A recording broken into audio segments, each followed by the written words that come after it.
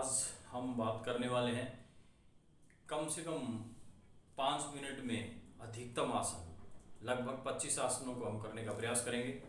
तो मैं चंद्रशेखर शेखर योगपीठ से प्रथम हम वज्रासन से शुरुआत करते हैं। वज्रासन का अभ्यास ये है, इसमें पैरों को फोल्ड करके इस प्रकार से बैठा जाता है। वज्रासन के बाद में हम पैरों को थोड़ा सा चौड़ा कर लेते हैं इस तरीके से। जब हम घुटनों को स्प्रेड कर देते हैं तो ये भद्रासन हो गया। भद्रासन के अभ्यास किए जा सकते हैं। भद्रासन में दूसरा अभ्यास हम कर सकते हैं सामने की तरफ, जैसे ही हम बैठ करके और इस तरीके से ये करेंगे तो पादादिरासन, पादादिरासन का अभ्यास किया जा सकता है। पादादिरासन के अभ्यास के बाद में हम इसी के अंतर्गत एक और तीसरा अभ्यास कर सकते हैं, वो ये इस तरीके से सिंह गर्जनासन का अभ्यास करा जा सकता है। हथेली अंदर की तरफ रहेगी और इस प्रकार से इस पोज को किया जा सकता है। इसी क्रम में एक अभ्यास हम वीरासन का कर सकते हैं। वीरासन में इस प्रकार से बैठ करके इस अभ्यास को किया जा सकता है।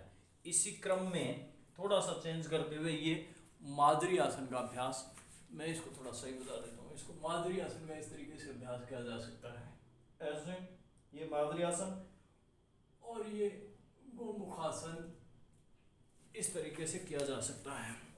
इसी में एक अभ्यास आगे हम ये वाला कर लेंगे, व्याघ्रासन का अभ्यास। पैर ऊपर उठा रहेगा और गर्दन भी ऊपर, कमर दबी हुई रहेगी।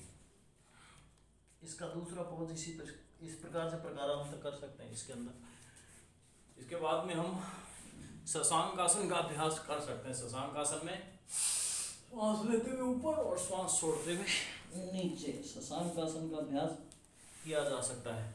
शशांक आसन के बाद में इसी के अंतर्गत एक अभ्यास शशांक भुजंगासन का किया जा सकता है।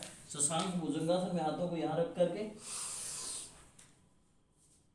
इस तरीके से भुजंगासन और फिर वापस यहाँ आकर के हम बैठते हैं, तो ये शशांक भुजंगासन का अभ्यास कर सकते हैं। शशांक भुजंगासन के बाद में प्रणाम आसन कर सकते हैं। प्रणाम आसन में इस तरीके से प्रणाम आसन का अभ्यास किया जा सकता है। प्रणाम आसन के बाद में हम अर्ध उष्ट्रासन का अभ्यास करेंगे। अर्ध उष्ट्रासन के अभ्यास में हाथ, एक पैर पीछे, हाथ के पीछे और कमर को इस तरीके से मोड़ करके इस तरीके से अर्ध उष्ट्रासन किया जा सकता है।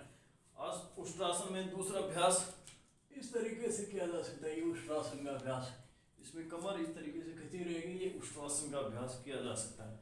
उष्ट्रासन के बाद में सुप्त वज्रासन। सुप्त वज्रासन में हम थोड़ा सा वज्रासन की पॉज में बैठ करके और पीछे की तरफ ऐसे लेट जाते हैं, तो ये सुप्त वज्रासन का अभ्यास है। सुप्त वज्रासन के बाद में हम बैठ करके और ये सुखासन का अभ्यास कर सकते हैं। ऐसे सुखासन में बैठ सकते हैं, जो कि सबके लिए ही स्वभावतः है, मतलब सभी इस अभ्यास को कर सकते हैं।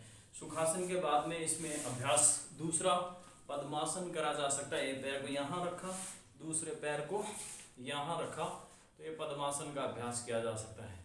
पद्मासन के अभ्यास में दूसरा अभ्यास हम मंडूकासन का कर सकते हैं। मंडूकासन हालांकि उसी वज्रासन सीरीज का ही अभ्यास है। मंडूकासन में हाथ को यहाँ रखा, इस हाथ को यहाँ रखा, श्वास छोड़ते हुए ये मंडूकासन का अभ्यास किया जा सकता है। मंडूकासन के 2-3 प्रकारांतर है।